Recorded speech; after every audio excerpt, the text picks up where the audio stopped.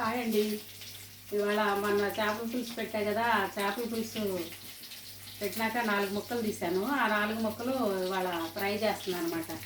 ఇదిగోండి, బయటికి వెళ్ళా, ఉమెన్స్ డే గురించి మాట్లాడటానికి వెళ్ళాము రేపు 8వ తారీఖున. ఇప్పుడు హడావిడిగా వచ్చి కాస్త నూనె వేసి వెళ్ళేటప్పుడే ఆ చేప ముక్కలకి ఉప్పు, కారం, పసుపు, అల్లం వెల్లుల్లి పేస్ట్ పట్టించి వెళ్ళిపోయాను. వచ్చినాక ఈ కళాయిలో కొద్దిగా నూనె వేసి ఇలా ఫ్రై చేస్తున్నాను అనమాట. మాడకుండా సన్న తగబెట్టి ఫ్రై చేస్తున్నాను. ఇది వేగిపోయినాక నూనె కూడా వేస్ట్ కానివ్వనండి. ఆ నూనెలో ఇది ఉల్లిపాయ, పచ్చిమిరపకాయ వేసి ఫ్రై చేస్తాను అన్నమాట. ఫ్రై చేసి అది గ్రేవీ కలుపుకుంటాను. వస్తుంది సాంబార్ ఉంది,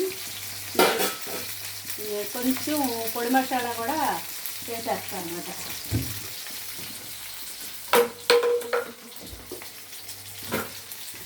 కొద్దిగా ఎక్కువ వద్దు, ఇంతే. కొత్తిమీర లేదు, కొత్తిమీర ఉండి వేసుకుంటే బాగుంటుంది. కొత్తిమీర లేదు కనుక ఇప్పుడు చేప ముక్కల్ని మనం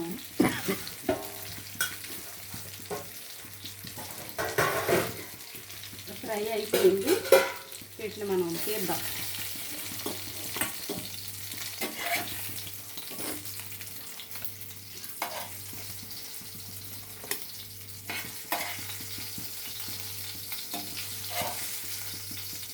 చక్కగా ఎర్రగా వేగింది. ఇదిగోండి, ఉల్లిపాయ, పచ్చిమిరపకాయ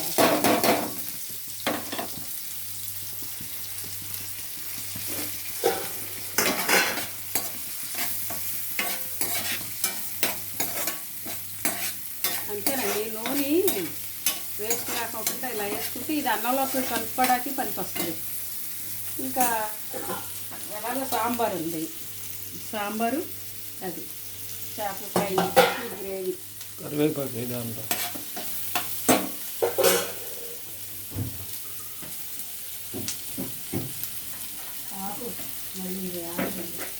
స్టార్ట్.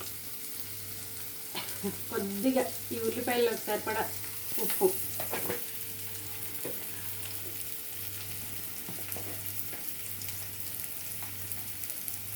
సరిపడా పసుపు,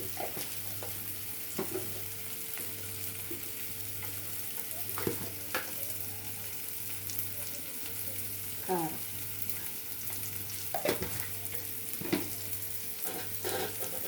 కరివేపాకు,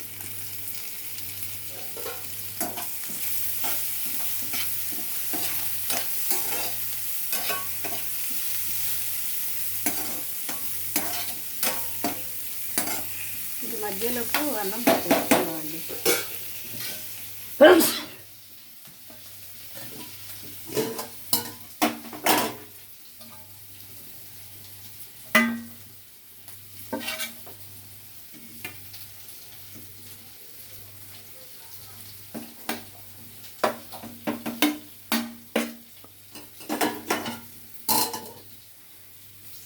ఒక ఫిష్ ముక్క కూడా వేసేసుకుందాం.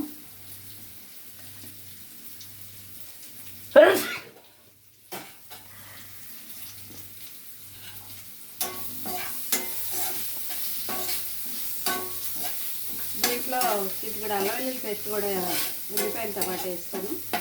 ఈ మగ్గిపోతుంది 2 నిమిషాలు. ఇలాగ సాంబార్,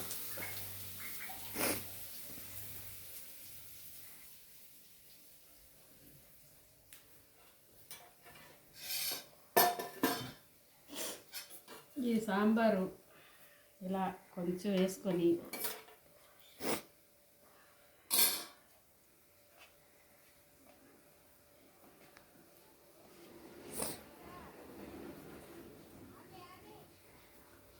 చూడండి,